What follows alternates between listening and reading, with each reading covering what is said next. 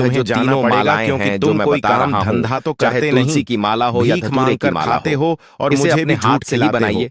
ऐसा पत्नी क्यों को बोल रहा दुखी हूं, और जब आप कोई भी असंतुष्ट माला रखने मार्केट वाला से पति लाकर भी पहनते नरक हैं। में ही जाता कई है। बार क्या और होता तुम्हारा है कि घर वह कोई नरक की बेफिजूल की सजा से लकड़ी कम को नहीं तुलसी है। की माला का रूप तुम्हारे देख साथ करके इस आपको घर में बेच रहने देते से हैं अच्छा है और फिर आप मैं कहते नरक हैं में कि जाकर गुरुजी रहूं। तुलसी माला तो इस मैंने पहनी प्रकार हुई उस है, कन्हैया लाल धतूरे की की माला पत्नी या ने जड़ मैंने अनेक पहनी हुई प्रकार है, के कटु परंतु वचनों मुझे से कोई अपने फायदा पति नहीं का मिल रहा है। अनादर किया तो देखिए, और उसे जब आप अपमानित किया। नेगेटिव या फालतू की भोलेनाथ चीज कहते गले में हैं, धारण करेंगे तो हे आपको देवी, पॉजिटिव रिजल्ट जो कैसे स्त्री मिल अपने पाएगा। पति का आप अनादर ओरिजिनल करती जो है, जड़ है जो या फिर अपने पति ओरिजिनल का जो अपमान लकड़ी है करती है, उससे खुद उसके माला घर में बनाइए, दुर्भाग्य उसे ही सिद्ध आता करके है। धारण पति कीजिए। को छोड़कर निश्चित रूप से आपका पराये एक पुरुष पैसा के पास जाने खर्च भी वाली नहीं स्त्री होगा को नरक और में रिजल्ट दंड भी आपके अवश्य ही फेवर में भोगना जो आप पड़ता है। चाहते हैं, अब जो आगे आपकी सुनो, मनोकामना है उस वह दुराचार आपको स्त्री तुरंत के ही साथ मिलेगी। क्या होता है। और जो जड़ें होती एक है, दिन वह दुराचार ओरिजिनल स्त्री जड़ वन में या जाकर ओरिजिनल एक लकड़ी वृक्ष से के जब आप नीचे माला खड़ी हो बनाते गई। हैं तो उसमें उसका पहले चित्त से ही काम से देवी भरा देवताओं हुआ का था। वास होता है, तो वह उसके किसी लिए सुंदर आपको कामी कुछ नहीं पुरुष की करना राह है। देख रही थी। सिर्फ धतूरे किंतु की बहुत तने को समय ले आए बीतने के या बाद फिर उसकी भी जड़ उस अगर आप स्थान पर लेकर कोई आते हैं, पुरुष उसकी नहीं माला आया। बनाते हैं तो इसीलिए यह वह सोने पर अत्यंत सुहागे का दुखी हो काम गई करेगा। और प्रियतम की खोज में इधर उधर देखने लगी।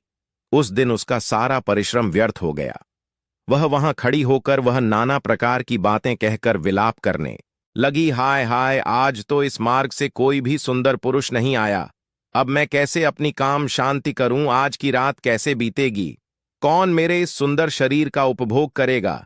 मेरी जवानी और सुंदरता तो अकारण ही नष्ट हो रही है। कोई भी इस सुंदर शरीर को पाने की कामना नहीं करता। अब मैं कहाँ जाऊं? कौन मुझे अपनाए?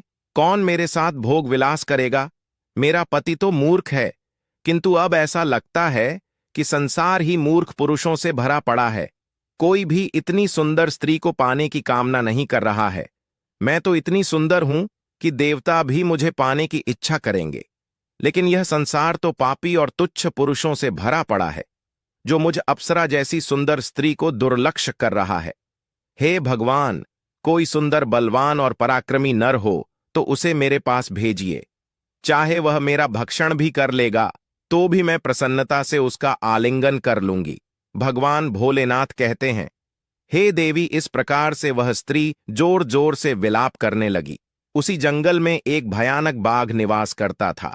उस पापिनी स्त्री की आवाज सुनकर वह जाग गया और उछलकर उस स्त्री का भक्षण करने के लिए उसके पास आ गया। उस बाघ का नाम था ध्वंस। ध्वंस का रूप अत्यंत भयानक था। उसका शरीर काले और नारंगी धारियों से युक्त था, जो जंगल की छाया में घुल मिल जाता था। उसकी आंखें अंगारे की तरह लाल थीं, जो अंधेरे में भी चमकती थीं। उसके जबड़े से लंबे तीक्ष्ण दांत बाहर निकले हुए थे, जो किसी भी जीव को चीरने के लिए पर्याप्त थे। उसकी गहरी गर्जना पूरे वन में गूंजती थी, जिससे आसपास के जीव कांप उठते थे। ध्वंस की लंबी मजबूत पूंछ उसकी ताकत का प्रतीक थी। वह अपनी मांसल बलिष्ठ टांगों से जंगल में तेजी से दौड़ सकता था। ध्वंस का पूरा शरीर शक्तिशाली मांसपेशियों से भरा हुआ था, जिससे वह एक ही झपट्टा में अपने शिकार को धराशायी कर सकता था। उसकी नाक से बार बार गर्म सांसें निकलती, मानो वह हर पल अपने अगले शिकार की तलाश में हो। ध्वंस का एकमात्र लक्ष्य उन पापी और दुराचारी लोगों का भक्षण करना था, जिन्हें उसकी नियति ने उसे सौंपा था। उस भयंकर बाघ को अपने सामने खड़ा हुआ देखकर उस स्त्री के पसीने छूटने लगे। वह भय से थरथर कांपने लगी। वह स्त्री कुछ करती, इतने में ही उस बाघ ने अपने पंजे से उसे घायल कर दिया और वह स्त्री जमीन पर गिर पड़ी। जमीन पर गिरते ही वह स्त्री चिल्लाते हुए बोली, अरे बाघ, तू किस लिए यहां पर आया है? मुझे क्यों मार रहा है? मैं यहां पर अपने प्रियतम को खोज रही थी। तू मुझे छोड़ दे। मेरा भक्षण करके तुझे क्या मिलेगा? उस स्त्री की यह बात सुनकर वह भयानक बाघ क्षण भर के लिए रुक गया और हंसते हुए बोला, हे दुष्टा, आज विधाता ने तुझे मेरा ग्रास नियुक्त किया है। तुझ जैसी पापिनी स्त्रियों का भक्षण करना ही मेरा काम है। तभी मुझे इस शरीर से मुक्ति मिलेगी। वह स्त्री कहने लगी, हे बाघ, तुम कौन हो? मुझे सच सच बताओ, तुम्हें किस कारण से बाघ होना पड़ा और तुम मुझ जैसी स्त्रियों का भक्षण क्यों करते हो? पहले मुझे सारी बात बताओ और फिर मेरा भक्षण करो। फिर ध्वंस नाम का वह बाघ कहने लगा, हे पापिनी, मैं तुम्हें मेरे पूर्व जन्म का वृतांत सुनाता हूं कि किस कारण से मुझे बाघ होना पड़ा। पूर्व काल में दक्षिण देश में अमलापाहा नाम की एक पवित्र नदी बहती थी। उसी नदी के तट पर मुनिपर्णा नाम की एक नगरी बसी हुई थी। यह नगरी अपने सुंदर मंदिरों, शांत वातावरण और धार्मिक अनुष्ठानों के लिए प्रसिद्ध थी। वहां एक ब्राह्मण का परिवार निवास करता था। मैं उस परिवार में जन्मा था। मेरा नाम वेदानंद था। मेरे पिता एक आदर्श ब्राह्मण थे, जो यज्ञ हवन और धार्मिक अनुष्ठानों का पालन करते थे। उस बाघ ने आगे कहा, हे स्त्री, मैंने अपनी किशोरावस्था में वेदों का अध्ययन किया